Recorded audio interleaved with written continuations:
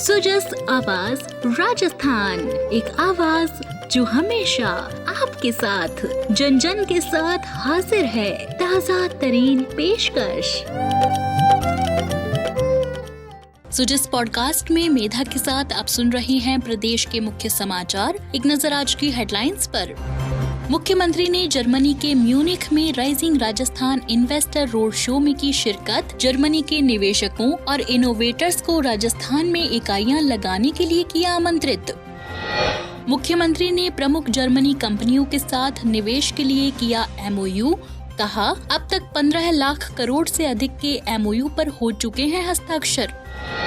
और मुख्य निर्वाचन अधिकारी ने उपचुनाव वाले क्षेत्रों के जिला निर्वाचन अधिकारियों और प्रशासनिक अधिकारियों के साथ वीडियो कॉन्फ्रेंसिंग के जरिए ली बैठक। कहा, अधिकारी और कार्मिक अधिक संवेदनशील और सतर्क रहकर करें कार्य। और अब सुनिए खबरें विस्तार से। मुख्यमंत्री भजनलाल शर्मा के नेतृत्व में राजस्थान सरकार के उच्च स्तरीय प्रतिनिधिमंडल ने अपनी जर्मनी यात्रा के दूसरे दिन म्यूनिख में rising Rajasthan investor road show में भाग लिया और जर्मनी के निवेशकों और इनोवेटर्स को राजस्थान में इकाइयां लगाने के लिए आमंत्रित किया। इन्वेस्टर रोड शो को संबोधित करते हुए मुख्यमंत्री ने जर्मनी के व्यावसायिक जगत और कारोबारी समूह से राजस्थान के ऑटोमोबाइल, ESDM सप्लाई चेन और लॉजिस्टिक्स, पर्यटन, पेट्रोलियम, खान और खनिज, अक्षय ऊर्जा, रक्षा, पैकेजिंग जैसे विभिन्न क्षेत्रों में निवेश का आह्वान किया। मुख्यमंत्री ने कहा कि राजस्थान में निवेश के लिए बनाए गए सकारात्मक वातावरण के सुपरिणाम मिलने लगे हैं और rising Rajasthan global investment summit की घोषणा के 2 महीने के भीतर ही अब तक 15 लाख करोड़ रुपए से अधिक के MOU पर हस्ताक्षर किए जा चुके हैं। Rising Rajasthan investor road show के दौरान जर्मनी के निवेशकों को संबोधित करते हुए मुख्यमंत्री ने कहा कि आप सभी से राजस्थान में निवेश करने और समृद्ध भविष्य के निर्माण के हमारे प्रयासों में शामिल होने के लिए आमंत्रित करता हूं। राजस्थान में निवेश करने वाले प्रत्येक उद्यमी को मैं आश्वासन देता हूं कि हमारी सरकार हर कदम पर उनके साथ खड़ी है। जर्मनी जो वैज्ञानिक नवाचारों, तकनीकी कौशल, समृद्धि और विकास का एक शक्तिशाली प्रतीक है, उनके साथ हम मजबूती और साझेदारी स्थापित करना चाहते हैं। राजस्थान रणनीतिक रूप से एक आदर्श गंतव्य है और हमारे पास मजबूत बुनियादी ढांचा और प्रचुर मात्रा में संसाधन हैं। इसके अलावा व्यापारिक जगत के अनुकूल हमारी नीतियां हमें जर्मन कंपनियों के लिए एक आदर्श व्यापार स्थल बनाती हैं। मुख्यमंत्री के साथ जर्मनी में मौजूद उप मुख्यमंत्री दिया कुमारी ने इस अवसर पर कहा कि राजस्थान नवाचारों को अपनाकर तकनीकी प्रगति को बढ़ावा देकर और अत्याधुनिक बुनियादी ढांचे में निवेश करके अपनी विशाल क्षमताओं को अनलॉक करने के लिए तैयार है। राजस्थान जर्मनी के साथ तकनीक और अन्य प्रमुख व्यवसायिक क्षेत्रों में सहयोग करने के लिए उत्सुक है। इसी क्रम में मुख्यमंत्री ने जर्मनी प्रवास के दौरान म्यूनिख में हावे हाइड्रोलिक GmbH के CEO वोल्फगैंग सोटोर के साथ शिष्टाचार भेंट की। हावे हाइड्रोलिक GmbH कंपनी विभिन्न उद्योगों जैसे यांत्रिक और संयंत्र अभियांत्रिकी के लिए हाइड्रोलिक घटकों और प्रणालियों के विकास और उत्पादन में विशेषज्ञता रखती है। इस अवसर पर मुख्यमंत्री ने उन्हें राजस्थान सरकार द्वारा किए जा रहे विभिन्न विकास कार्यों, उद्योग अनुकूल नीतियों, अवसंरचना विकास, कुशल श्रम शक्ति की उपलब्धता और निवेश के लिए अनुकूल वातावरण के बारे में जानकारी दी। साथ ही आगामी समिट में पधारने के लिए सादर निमंत्रण दिया और राजस्थान में निवेश के अवसरों पर भी चर्चा की। अब एक नजर मुख्यमंत्री के सोशल मीडिया संदेश पर।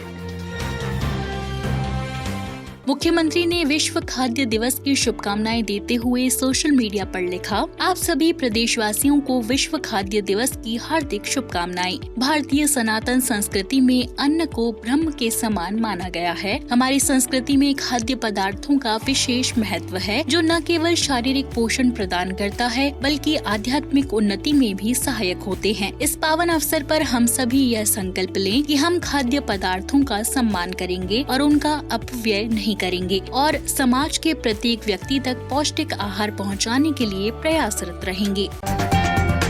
आप सुन रहे हैं सुजस आवाज राजस्थान। मुख्य निर्वाचन अधिकारी नवीन महाजन ने आज उपचुनाव वाले क्षेत्रों के जिला निर्वाचन अधिकारियों, रिटर्निंग अधिकारियों, पुलिस और प्रशासनिक अधिकारियों के साथ वीडियो कॉन्फ्रेंसिंग के जरिए बैठक ली। बैठक में उन्होंने कहा कि राजस्थान में 7 रिक्त सीटों के लिए विधानसभा उपचुनाव स्वतंत्र, निष्पक्ष, पारदर्शी और भय रहित माहौल में करवाने के लिए निर्वाचन विभाग माइक्रो ऑब्जर्वर और सेक्टर ऑफिसर के रूप में अतिरिक्त मानव संसाधन नियोजित करेगा। इस क्रम में निर्वाचन प्रक्रिया से जुड़े अधिकारियों, कार्मिकों को अधिक संवेदनशील और सतर्क रहकर कार्य करने के लिए निर्देशित किया जाएगा। साथ ही जागरूकता गतिविधियां बढ़ाकर अधिकाधिक मतदाताओं को मतदान करने के लिए प्रोत्साहित किया जाएगा। उन्होंने कहा कि सभी रिटर्निंग अधिकारी भारत निर्वाचन आयोग के दिशा निर्देशों का गहनता से अध्ययन करें और अपने टीम सदस्यों को समुचित प्रशिक्षण देकर निर्वाचन प्रक्रिया संपन्न कराएं। श्री महाजन ने जिला निर्वाचन अधिकारियों से कहा कि विधानसभा क्षेत्र में संवेदनशील मतदान केंद्रों की पहचान कर वहां अतिरिक्त माइक्रो ऑब्जर्वर या सेक्टर ऑफिसर की तैनाती कर सकते हैं। धरातल पर नियोजित ये सभी अधिकारी अपनी जिम्मेदारी और अधिकारों की पूरी जानकारी रखें और आयोग के दिशा निर्देशों और नियमों के बारे में राजनीतिक दलों के प्रतिनिधियों के साथ समय समय पर बैठकर सूचनाएं साझा करें। उन्होंने कहा कि इससे चुनाव प्रक्रिया अधिक समावेशी हो सकेगी और लोकतांत्रिक प्रक्रिया में आम लोगों की भागीदारी बढ़ाने का उद्देश्य हासिल किया जा सकेगा। जल संसाधन मंत्री सुरेश सिंह रावत ने अजमेर जिले में आरटीडीसी होटल सरोवर में श्री पुष्कर मेले की तैयारियों के संबंध में बैठक लेकर बेहतरीन प्रबंधन के निर्देश दिए। जिला कलेक्टर लोकबंधु ने विभागीय अधिकारियों को दायित्व सौंपे। जल संसाधन मंत्री सुरेश सिंह रावत ने कहा कि पुष्कर मेला अंतर्राष्ट्रीय महत्व का है। इस मेले के लिए देश विदेश से श्रद्धालु आते हैं। इनके लिए समस्त सुविधाएं उपलब्ध कराई जाएं। सुविधाओं के साथ साथ संसाधनों का भी बेहतरीन प्रबंधन करें। जन सहभागिता से प्रशासन इसमें हमेशा उत्कृष्ट कार्य करता आया है। उन्होंने मेला क्षेत्र में फॉगिंग, छिड़काव और एंटी लार्वा एक्टिविटीज करके मौसमी बीमारियों को फैलने से रोकने, मेले के दौरान पेयजल की अतिरिक्त मात्रा उपलब्ध करवाने, मानक गुणवत्ता का प्रसाद बिकना सुनिश्चित करने, चिकित्सा एवं स्वास्थ्य विभाग द्वारा समस्त भोज्य पदार्थों की लगातार सैंपलिंग जाँच करने, ब्रह्मा मंदिर के आसपास मिलावट रहित शुद्ध सात्विक प्रसाद की बिक्री के निर्देश दिए।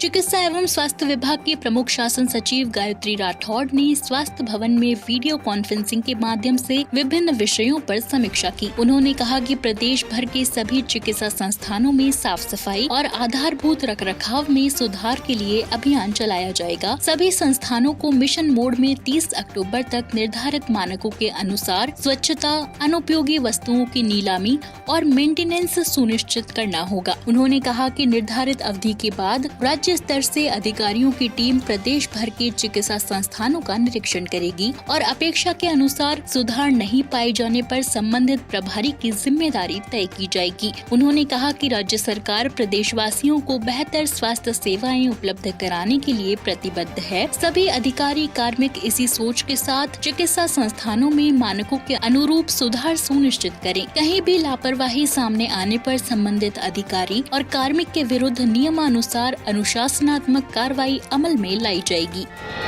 और चलते चलते माइंस विभाग के प्रमुख शासन सचिव टी रविकांत ने बताया कि 8 नवंबर को जयपुर में आयोजित माइंस और पेट्रोलियम सेक्टर के राइजिंग राजस्थान इन्वेस्टर समिट के प्री समिट में 50,000 करोड़ से अधिक के निवेश प्रस्तावों के MOU हस्ताक्षर कराए जाने की तैयारी है। उन्होंने बताया कि राइजिंग राजस्थान इन्वेस्टर समिट में अब तक आयोजित रोड शो आदि में माइनिंग सेक्टर के 44,721 करोड़ से अधिक के निवेश प्रस्ताव हस्ताक्षरित हो चुके हैं। टी रविकांत ने खनिज भवन में राइजिंग राजस्थान के तहत माइंस और पेट्रोलियम सेक्टर के 8 नवंबर को होने वाले प्री समिट की तैयारियों की समीक्षा बैठक ली। उन्होंने कहा कि राज्य का माइनिंग सेक्टर निवेश, रोजगार और राजस्व की दृष्टि से तेज गति से आगे बढ़ रहा है। उन्होंने अधिकारियों को निर्देश दिए कि माइन सेक्टर में स्थानीय स्तर पर और अधिक निवेश लाने के प्रयोग किए जाएं। प्री समिट में माइनिंग और पेट्रोलियम सेक्टर से और अधिक निवेश प्रस्तावों के MOU हस्ताक्षरित हो सकें। उन्होंने बताया कि राइजिंग राजस्थान प्री समिट के माध्यम से राजस्थान की खनिज संपदा और खनन क्षेत्र की संभावनाओं से प्री समिट में हिस्सा लेने वाले प्रतिभागियों के साथ ही देश दुनिया के माइनिंग क्षेत्र से जुड़े लोगों को रूबरू कराया जाएगा।